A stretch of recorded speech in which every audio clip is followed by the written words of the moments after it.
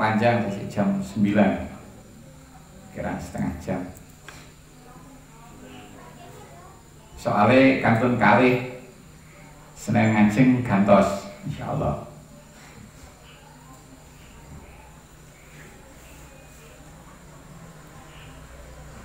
Maos masail.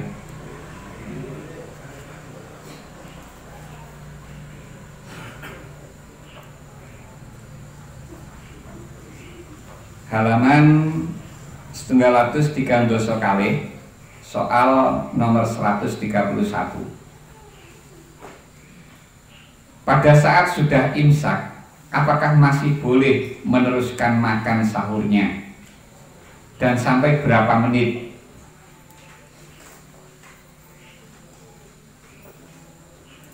Ini pertanyaannya wong engkel nih. Wong wis dikei penak nih wong panggang golek, panggang.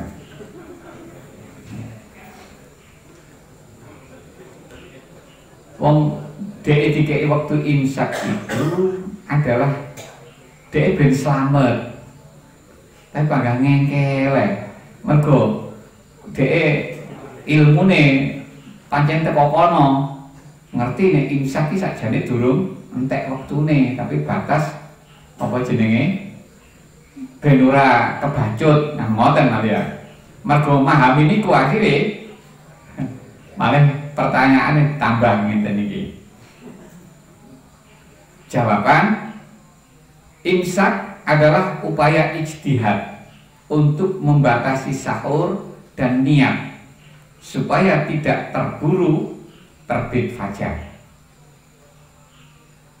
Karena sulit untuk mengetahui terbitnya fajar secara pasti. Makanya ini salah satu rahasia kenapa.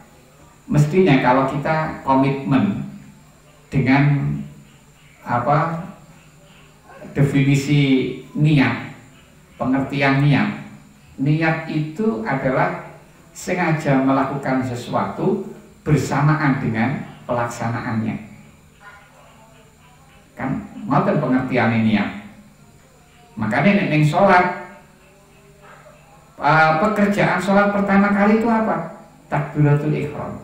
Maka niat itu kita letakkan pada takbiratul ihram karena niat ini supaya bersamaan dengan pekerjaan sholat. Wudhu gimana? Ketika awal dari wudhu itu mana? Membasuh wajah. Makanya niat diletakkan pada saat membasuh wajah. Karena memang definisi niat kados ngoten niku. Tapi anehnya ketika puasa di bulan Ramadan, niat ini kok dilaksanakan di waktu malam hari. Kok tidak bareng dengan pelaksanaan puasanya? Pelaksanaan puasa itu mulainya kapan? Mulai terbit fajar sampai terbenamnya matahari. Kan itu waktu nih awalnya. Berarti mesti nih niat kita, kalau kita konsekuen kalian definisi niat mau, mesti nih niat puasa itu harus kita laksanakan pada saat terbit fajar. Tetapi nek jenengan diperintah nih koyok ngene, padahal itu kudu persis bareng kalau terbit fajar tenang. Berarti setiap bar sampean jenengan sahur berarti kudu metu donga dana metu urut fajar. Sulit kita melaksanakan seperti ini. Nggih lho? Karena sulit itulah maka akhirnya ada toleransi di dalam puasa ini. Niatnya tidak harus bareng dengan terbit fajar, tapi jangan sampai kelewat dari terbit fajar. Karena kita tidak tahu persis kapan terbitnya fajar, maka untuk menjaga hati-hati ini, makanya di sini diberlakukan ada imsak. Sakit dipahami ya? Nah, ini diberlakukan imsak nih, wow. Oleh sebab itu, demi untuk berhati-hati, sebaiknya pada saat sudah imsak supaya berhenti dari aktivitas makan atau hal-hal yang bisa membatalkan puasa. Jika tetap meneruskan, dia panggah ngengkel, wis imsak barang pagah ngengkel, pagah meneruskan makan minum setelah imsak, karena dia menduga belum terbit fajar. Namun kok ternyata pada saat dia makan minum tadi ternyata sudah terbit fajar, maka puasanya menjadi batal. Loh, akhirnya akan selalu terjadi puasa kita ini berada dalam keraguan-raguan terus antara sah dan batal. Kenapa? Karena kita sulit tahu persis terbitnya fajar. Sehingga wow, pas kita makan minum iki jane wis terbit fajar kok. Padahal nek kenyataan itu wis terbit fajar pas kita makan minum, berarti konsekuensinya puasa kita batal. Kalau tidak, pas waktu makan minum itu belum terbit fajar, berarti puasa betul batal. Tapi kan kita akhirnya pagang, iki mau wis terbit apa durung? Wis terbit apa durung? Pagang ngoten kan? Berarti kita akan selalu ragu puasa kita ini sah apa batal. Makanya kalau ternyata bisa menyatakan pas makan minum mau kenyataannya fajar pun terbit, berarti pasti posone batal. Meskipun tidak dihukumi haram. Bon, keterangan ini pertama wonten kitab Mahali. Wonten Mahali dipun dawuhaken ngeten, wal ihtiyatu alla yakula akhiran nahar illa biyaqinin. Niki sikap yang harus kita ambil dalam kaitan puasa untuk kehati-hatian agar kita niku boten maem di waktu akhir siang, berarti maghrib. Ojo kesusu mangan nek pancen durung yakin awan iki wis entek, artinya wis mlebu maghrib. Ojo mangan sih. Nah, keyakinan ini ku pripun untuk meyakinkan bahwa apa wis entek waktune poso niku. Misalnya karena kita menyaksikan tenggelamnya matahari. Wa yahillu al-aqlu akhirahu bil ijtihad bi wirdin wa ghairihi fil asahhi. Wa tsani la bi qudratihi al yaqin bis sabri. Terus piyambake waktu sore niki berarti posisi ini kan di waktu sore ini. Waktu sore niku oleh mangan nek pancen dheweke gadah zon napa niku napa dheweke oleh mangan di waktu sore niku wae. Kalau dia makan itu dengan cara ijtihad. Dengan cara ijtihad. Mergo DR ape ndelok srengenge wis surup apa durung gak iso, mergo tuning mendung utawa dhek ning daerah niku ora iso pancene gak enek surup waktu kejadian srengenge surup niku mboten enten.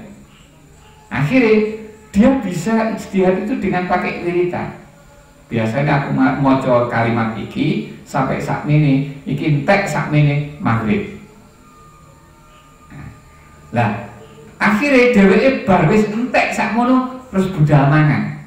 Tapi ini wis dasari dengan ijtihad. Niki menurut pendapat As-Shaf oleh mangan, wis oleh buka. Pun oleh buka. Niki pembahasan ini dereng masuk nih pertanyaan wau nggih. Niki mergo kaitane buka niki Mas ya. Niki pendapat sing As-Shaf. Tapi pendapat kedua mboten oleh mangan dhisik. Kenapa? Sebab DE oleh iso menggapai keyakinan carane DE sabar sih, diundur sih, nek. Dengan kesabaran itu dia akan bisa mencapai keyakinan. Bon, jadi ini yang melebet dengan pertanyaan. Wa yajuzu al-aqlu idza dhanna baqa al-laili qultu wa kadza law syakka fihi wallahu a'lam. Nah, sakniki wayahe sahur niki. Tiyang niku angsal dahar sahur nalikane nek dhek gadah dzon pas sahur niki waktune sik bengi, artine bengi niku durung terbit fajar. Selama duwe dzon niku mongko piyambake oleh mangan. Semono uga nek wong ragu-ragu mamang ki wis terbit fajar apa durung niki oleh mangan. Alasane li annal asla baqa'uhu, sebab hukum asale waktu malam itu masih ada, masih tersisa. Walau akala bijtihadihi awalan wa akhiran minan nahar wa banal ghalatu batola saumuhu.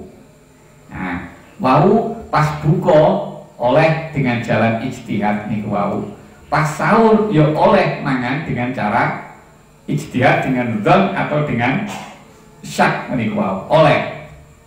Tapi konsekuensinya mriki nek ternyata dugaannya keliru, jadi pomo kaitane karo buka mau dikira wis maghrib, ternyata kenyataan di pas dhek mangan iku durung maghrib, berarti nek ngono ya posone batal. Niku nek iso nyoto bisa apa ada kenyataan seperti itu. Pas sahur ki ngoten. Pas sahur di akhir sahur niku dhek mangan mergo cara dzone piyambake niku utawa dhek sik ragu iki durung terbit fajar. Tapi kok ternyata setelah diteliti, oh berarti aku pas mangan mau wis terbit fajar. Kalau ternyata seperti itu, maka puasanya juga batal. Karena ini nanti yang dimenangkan sisi kenyataannya, bukan lagi dasar dzonnya.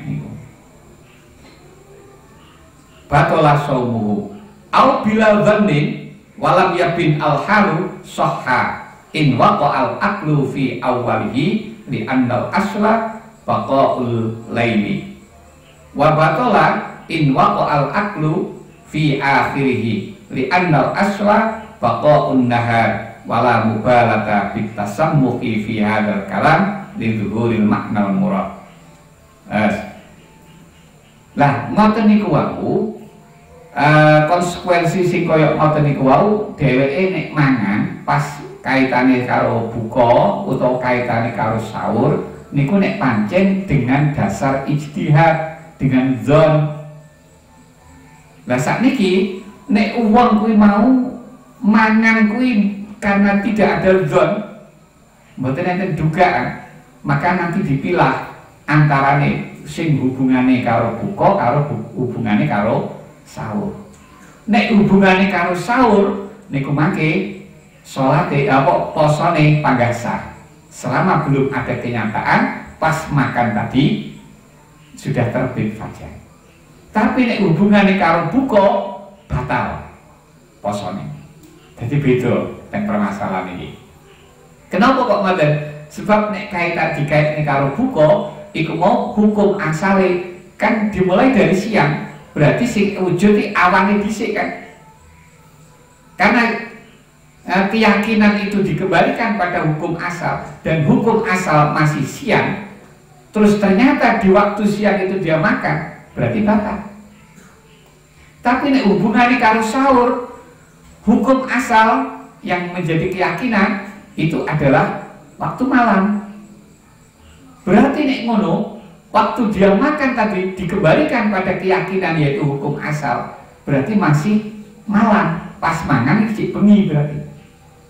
Nah, nek mangan sik bengi berarti sah. Selama belum ada kenyataan, pas mangan kuwi mau nyata-nyata setelah terbit fajar.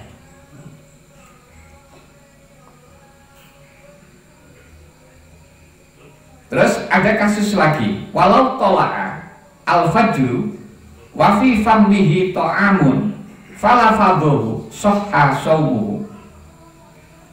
Uang niku misalnya ngeten, sisa dari sahur waktu dalu.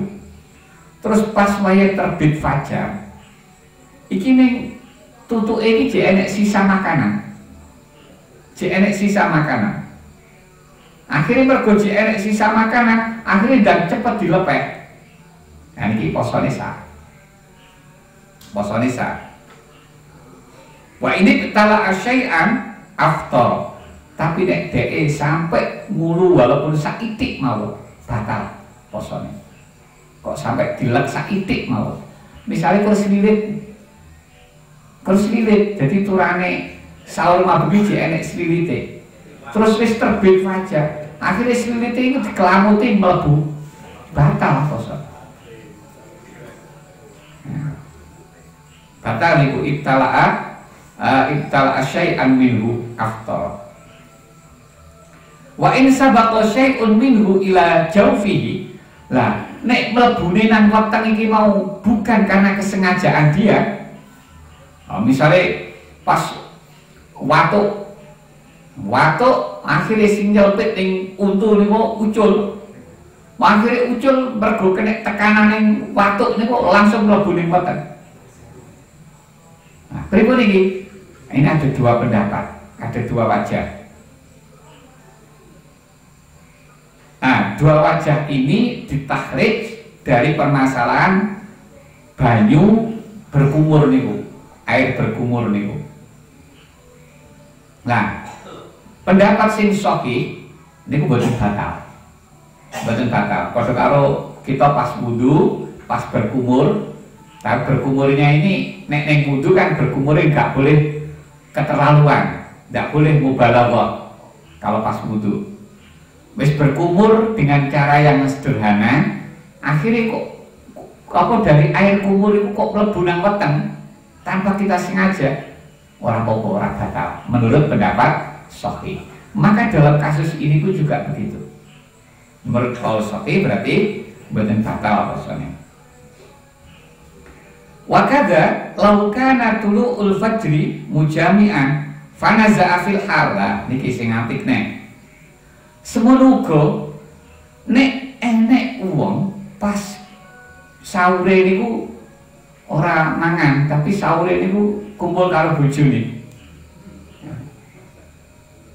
Lah pas kumpul karo bojone, lah kok ndelalah metu fajar, terbit fajar. Lah mergo terbit fajar dan cepet-cepet dicepot.